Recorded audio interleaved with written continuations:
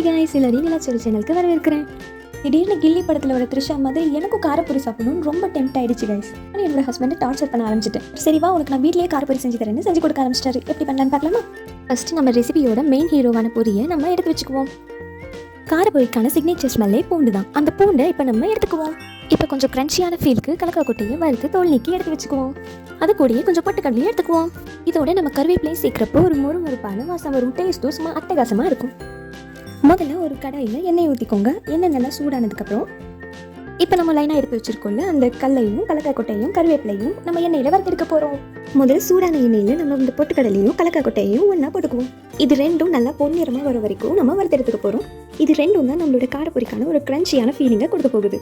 நிறைய குழந்தைங்க இந்த கலக்கா கொட்டையெல்லாம் சாப்பிட மாட்டாங்க. அதே நீங்கள் காரப்பொரியில் இந்த மாதிரி செஞ்சு கொடுத்தீங்கன்னா எல்லாருமே கண்டிப்பாக சாப்பிடுவாங்க. அவங்களுக்கு நிறைய ப்ரோட்டீன் சோர்ஸும் கிடைக்கும்.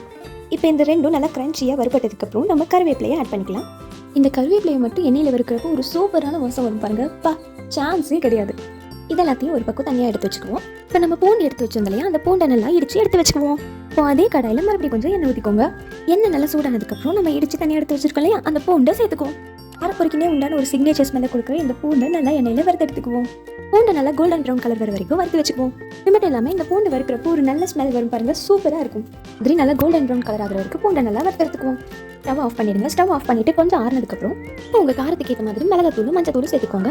பொரியிலேயே உப்பு இருக்கிறதுனால நம்ம உப்பை வந்து ஸ்கிப் பண்ணிக்க போகிறோம். உங்களுக்கு அதுக்கும் மேலே உப்பு தேவைப்படுதுன்னா கொஞ்சம் உப்பு ஆட் பண்ணிக்கோங்க. எல்லாத்தையும் நல்லா மிக்ஸ் பண்ணி எடுத்துக்கோங்க. இப்போ நம்ம ஃபைனல் ஸ்டேஜ்க்கு வந்துட்டோம். நம்ம வறுத்து வச்சிருக்க பூண்டு கலவையை பொரியில் ஆட் பண்ணிக்குவோம். இப்போ அதுக்கு முன்னாடி நம்ம எல்லா இன்க்ரீடியன்ஸும் போட்டு வறுத்து வச்சிருந்தோம்ல, அந்த மிக்ஸையும் கொட்டிக்குவோம்.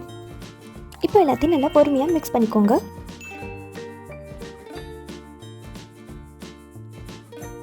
இதை சாப்பிட்றதுக்குன்னே ஒரு தனி ஸ்டைல் இருக்குது. நான் சொல்கிற மாதிரி இதை நீங்கள் அந்த ஸ்டைலில் ட்ரை பண்ணி பாருங்கள், சூப்பராக இருக்கும். ஒரு பெரிய வெங்காயத்தை நல்லா பொடி பொடியாக நறுக்கி வச்சுக்கோங்க. அப்புறம் கொத்தமல்லியும் அதே மாதிரி பொடி பொடியாக நறுக்கி எடுத்துக்கோங்க. இந்த மிக்ஸையும் இப்போ இந்த காரப்பொரியோடு சேர்த்து சாப்பிட்டிங்கன்னா சும்மா அல்டிமேட்டாக இருக்கும். இந்த வீடியோ பிடிச்சிருந்தா நம்ம சேனலை சப்ஸ்கிரைப் பண்ணிவிட்டு லைக் அண்ட் ஷேர் பண்ணுங்கள். எத்தனை பேருக்கு காரப்பொரி ரொம்ப பிடிக்கும்னு கமெண்ட் பண்ணிட்டு போங்க. அடுத்த வீடியோவில் மீட் பண்ணலாம். Bye guys.